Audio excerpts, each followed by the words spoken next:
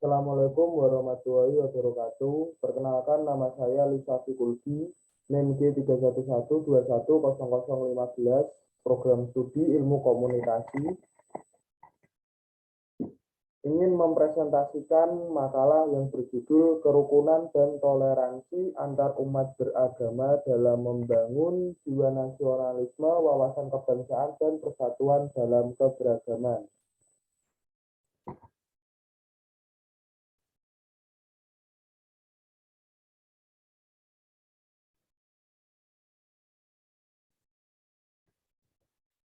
Latar belakang masalah. Kerukunan umat beragama adalah hal yang sangat penting untuk mencapai kesejahteraan hidup di negeri ini. Seperti yang kita ketahui, Indonesia memiliki keragaman yang begitu banyak. Tak hanya masalah adat istiadat atau budaya seni, tetapi juga termasuk agama. Masyarakat Indonesia merupakan masyarakat majemuk yang terdiri dari beragam agama. Kemajemukan yang ditandai dengan keanekaragaman agama itu mempunyai kecenderungan kuat terhadap identitas masing-masing dan berpotensi konflik. Indonesia merupakan salah satu contoh masyarakat yang multikultural. Multikultural masyarakat Indonesia tidak saja karena keanekaragaman suku, budaya, bahasa, ras, tetapi juga dalam hal agama. Agama yang diakui oleh pemerintah Indonesia adalah agama Islam, Kristen, Protestan, Katolik, Hindu, Buddha, dan Konghucu.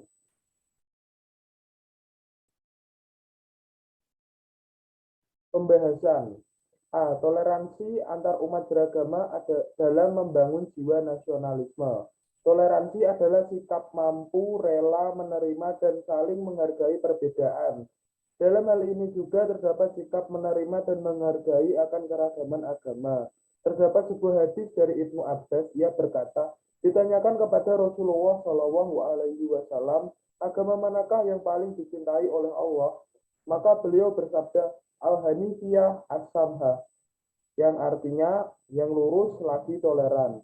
Makna as-samhah dalam konteks ini mengandung hubungan linguistik dengan tasamuh atau samaha, istilah Arab modern untuk toleransi. Hadis ini sering dijadikan rujukan Islam untuk mendukung toleransi terhadap agama lain, di mana beliau diutus oleh Allah Subhanahu wa Ta'ala untuk menyebarkan ajaran toleransi. Selain itu, dalam kitab suci umat Islam terdapat Quran surah Al-Kafirun ayat 6 yang berbunyi lakum dinukum waliyadin, yang artinya adalah untukmu agamamu dan untukku agamaku. Dalam surat ini cukup untuk menunjukkan bagaimana tolerannya dalam beragama ini, mencerminkan bagaimana menghormati hak asasi manusia lainnya, tidak memaksakan kehendak atau memaksa seseorang untuk memeluk agama tertentu dan tidak mendiskreditkan agama lain. Selanjutnya, setelah memahami apa itu toleransi, perlu kiranya kita menumbuhkan rasa nasionalisme dalam diri. Sebagai bagian dari warga negara Indonesia, baiknya kita tidak hanya sekedar tahu dan hafal isi Pancasila, namun juga paham makna dari setiap silanya. Seperti dalam sila pertama Pancasila, ketuhanan yang Maha Esa. Hal ini merupakan pertanda bahwa agama merupakan salah satu kebebasan manusia untuk meyakini apa yang diyakininya. Selain itu, kita sebagai warga negara Indonesia harus berpegang teguh pada nilai-nilai Pancasila di setiap kegiatan yang kita lakukan. Mengingat bahwa Pancasila merupakan dasar dan ideologi negara. Selain memahami Pancasila, mengingat semboyan negara Indonesia yang berbunyi Bhinneka Tunggal Ika, yang artinya berbeda-beda tetapi tetap satu. Itu juga dirasa sangat perlu. Semboyan tersebut bermakna bahwa dengan segala perbedaan yang ada tak lantas membuat kita terpecah begitu saja. Selanjutnya, B. Membangun wawasan kebangsaan dalam menciptakan kerukunan umat beragama. Dalam menjalankan persatuan dan kesatuan bangsa untuk saat ini di Indonesia memiliki 86,59% penduduk yang beragama Islam, 7,63% penduduk yang beragama Protestan, 3,13% penduduk yang beragama Katolik, 1,76% penduduk yang beragama Hindu, 0,78% penduduk yang beragama Buddha, serta 0,02% penduduk yang beragama Konghucu. Data tersebut berdasarkan data Ditjen Dukcapil Kemendagri. Oleh karena itu, beragama merupakan hak asasi manusia yang tidak dapat dikurangi dalam keadaan apapun. Negara menjamin melindungi ajaran, agama, dan kepercayaan masing-masing. Pemerintah mempunyai tugas membimbing dan pelayanan dalam menjalankan ajaran agama dengan rukun, lancar, dan tertib. Kerukunan umat beragama merupakan bagian penting dari kerukunan nasional. Oleh karena itu, setiap orang harus menghargai dan menghormati hak orang lain dalam menjalankan kewajibannya. Semua orang harus tunduk pada hukum yang berlaku, mengingat negara berdasarkan ketuhanan yang Maha Esa, dan negara menjamin kemerdekaan setiap penduduk untuk memeluk agamanya masing-masing, menurut agama dan kepercayaannya. Menurut anggota Forum Kerukunan Umat Beragama atau FKUB Kabupaten Waikanan, Provinsi Lampung, Syahrul Muharram SHI, pada kerukunan umat beragama baik secara intern maupun antar beragama lainnya, menurutnya kerukunan adalah suatu kondisi aman, tentram, dan damai dalam kehidupan berbangsa dan bernegara dalam masyarakat.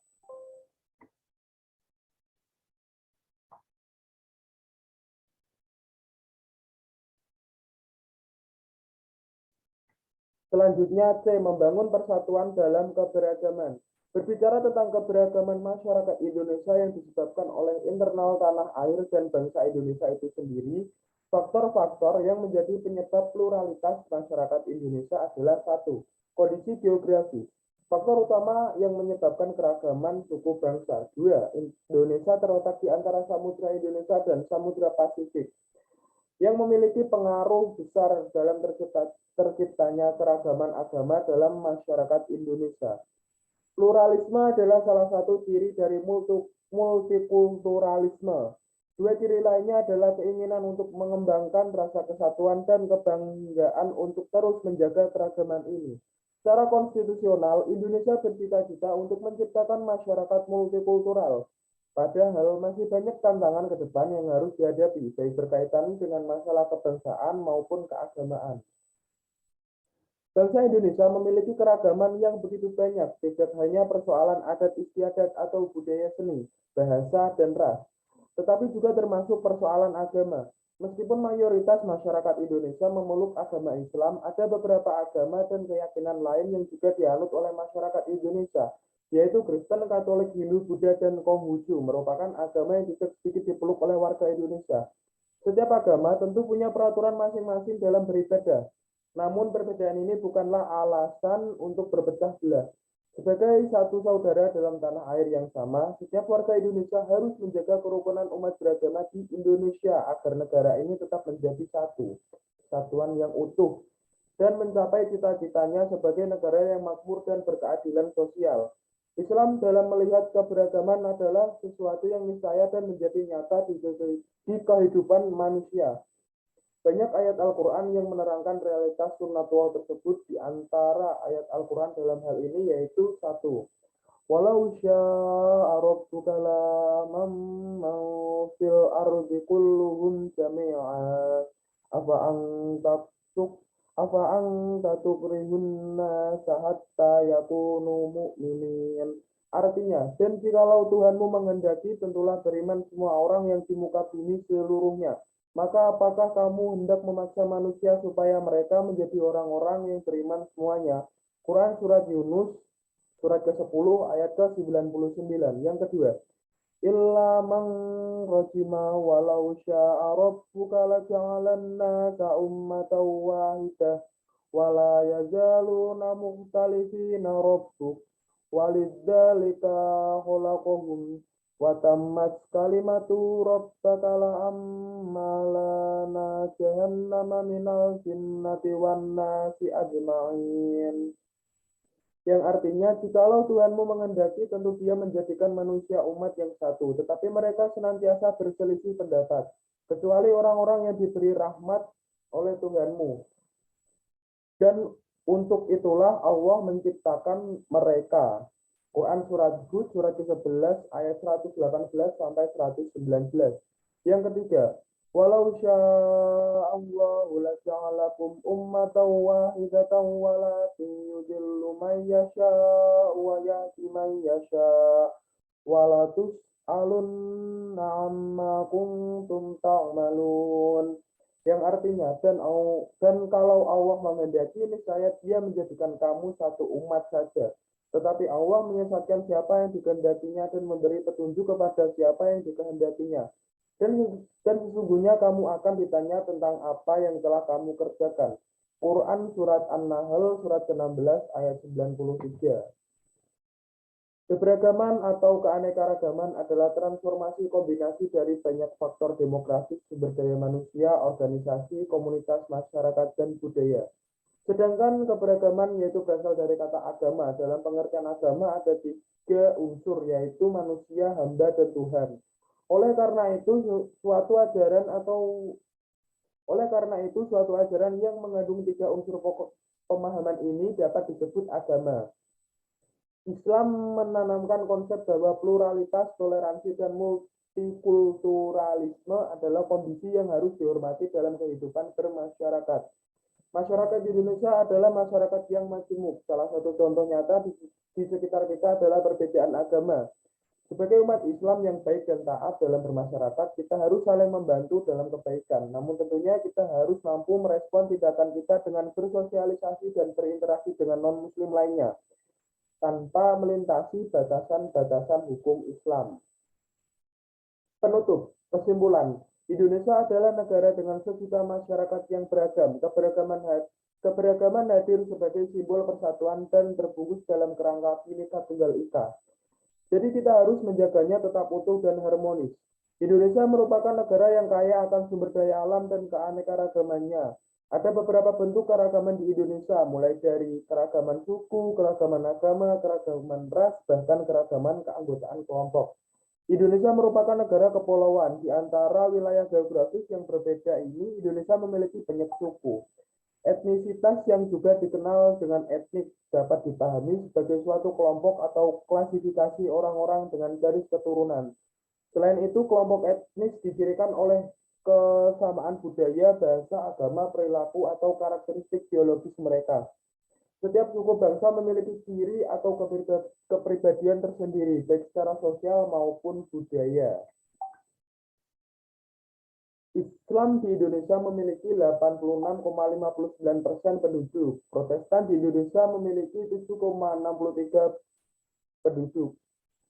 Katolik di Indonesia memiliki 3,13% penduduk. Hindu memiliki 1,76% penduduk. Buddha memiliki 0,78% penduduk. Serta Konghucu memiliki 0,2% penduduk.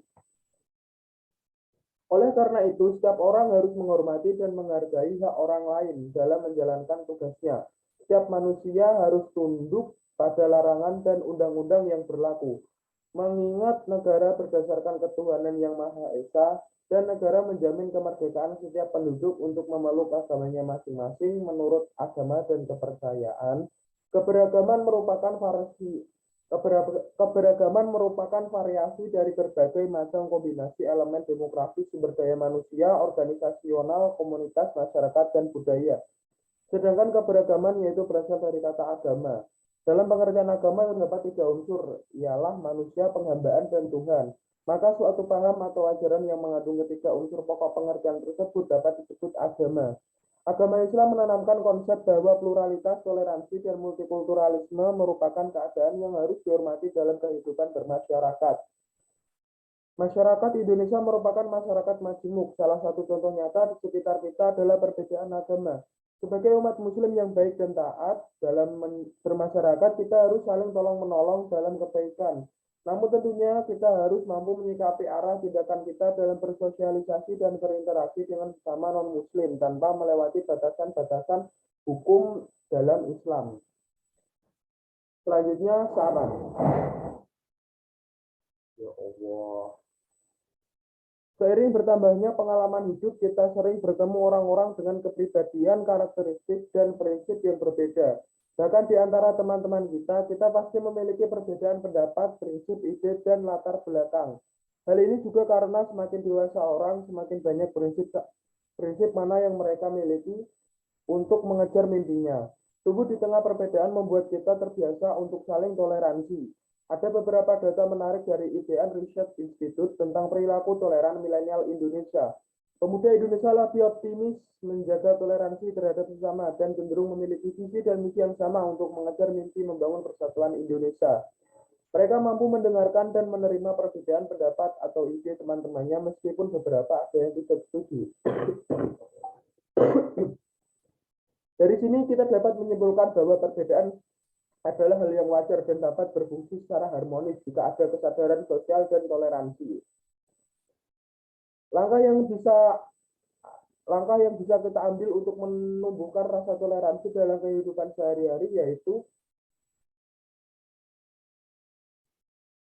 menumbuhkan sikap toleransi antar umat beragama. Langkah pertama yang dapat kita lakukan untuk mengembangkan atau memupuk sikap toleransi adalah dengan mengetahui dan memahami apa itu toleransi. Yang kedua, menumbuhkan rasa nasionalisme. Kita harus menumbuhkan rasa nasionalisme dalam diri kita sebagai warga negara Indonesia. Kita seharusnya tidak hanya mengetahui dan menghafal isi Pancasila, tetapi juga memahami makna dari setiap silanya. Yang ketiga, bijak dalam bermedia. Kita harus bijak dalam bermedia, tidak mudah menyerap semua informasi dan pernyataan yang tersebar sebelum mengecek fakta. Selain itu, informasi tentang hoax selalu melimpah dan tersebar di mana-mana. Yang terakhir, menjaga silaturahmi antar umat beragama. Selain itu, kita perlu menjaga hubungan antar umat beragama agar tidak saling curiga. Berkomunikasi satu sama lain dari suatu komunitas agama ke komunitas agama lainnya. Diskusi juga penting. Sekian dari saya pamit undur diri. Saya pamit undur diri. Sekian dan terima kasih. Saya Rizky Kursi, pamit undur diri. Sekian dan terima kasih. Oke.